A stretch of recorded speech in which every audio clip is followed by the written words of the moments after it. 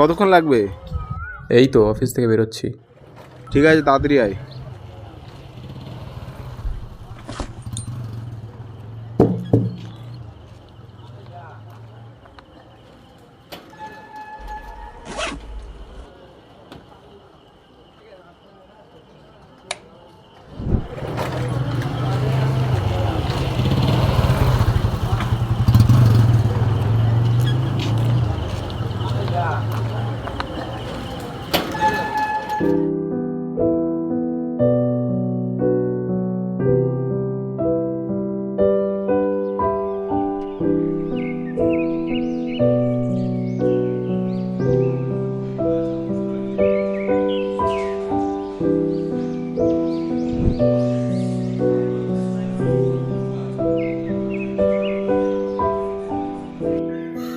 Office কাজ কেমন চলছে?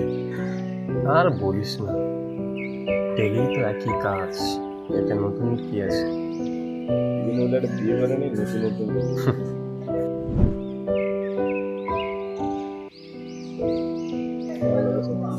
আমার লাইফে দ্বারা একটু চেঞ্জিংয়ের দরকার আছে।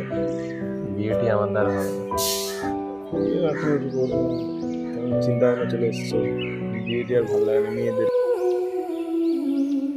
আচ্ছা তুই এগো, আমি আসছি। আবার এই রাস্তায়? এগো, আমি আসছি।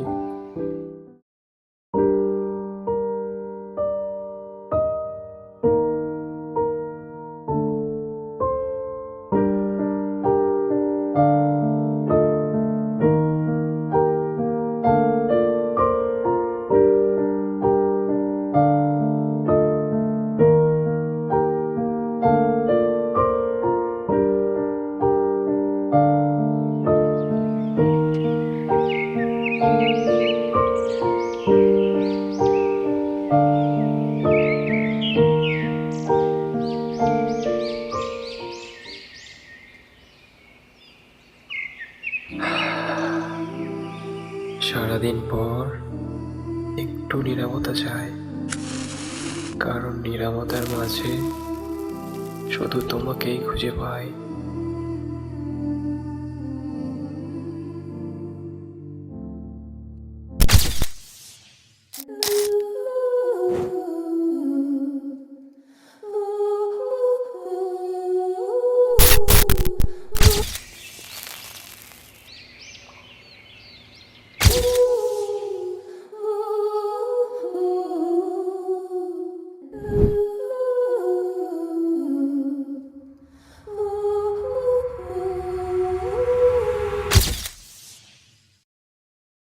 আজ প্রাক্তন হয়েছি আমি তোমারই দৌলতে।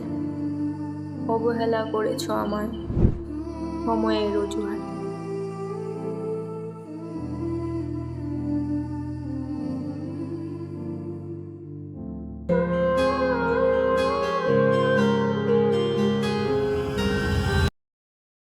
তুষার, তুষার,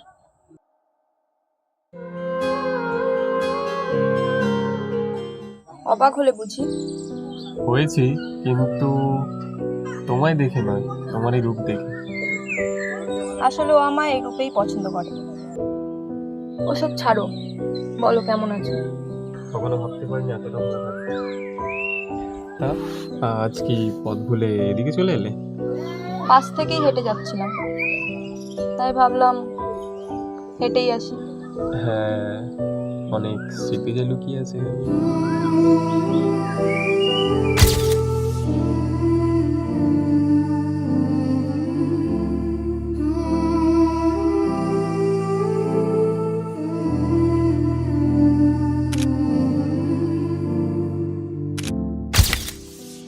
কিছু বললে? বলেছিলাম তো 3 বছর আগেও, কিন্তু তুমি বলেছিলে।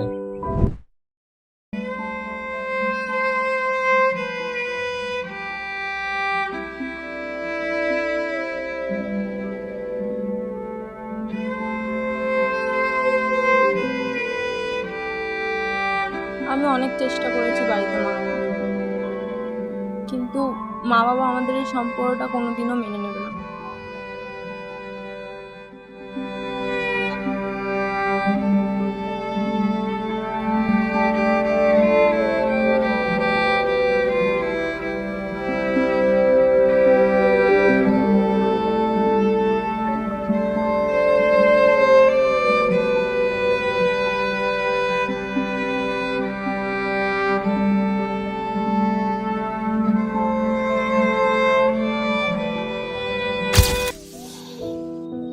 বিচ্ছেদের পথ বেছে নিয়েছিলাম।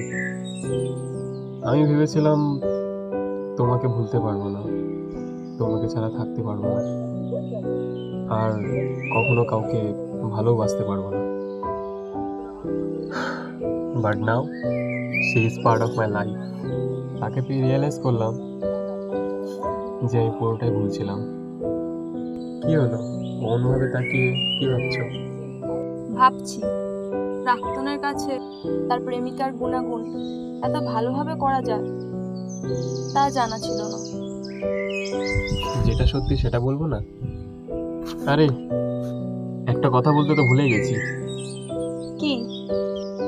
তুমি কেমন আছো বলো? তোমার এই স্বভাবটা এখনো গেল না।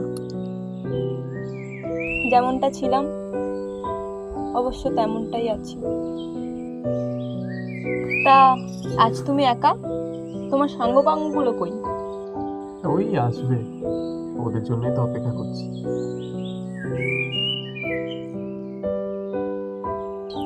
এ মা, এই দেখো কথা বলতে বলতে কত দেরি হয়ে গেল। সে অপেক্ষা করছে হয়তো। আজ তবে আসি।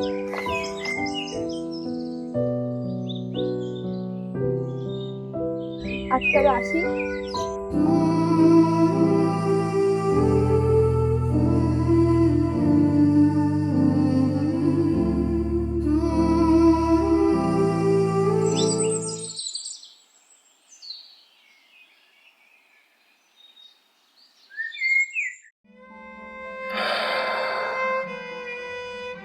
তুমি আজও বুঝলে না চন্দ্রানী, আমার মিথ্যেটা তুমি আজও ধরতে পারলে না।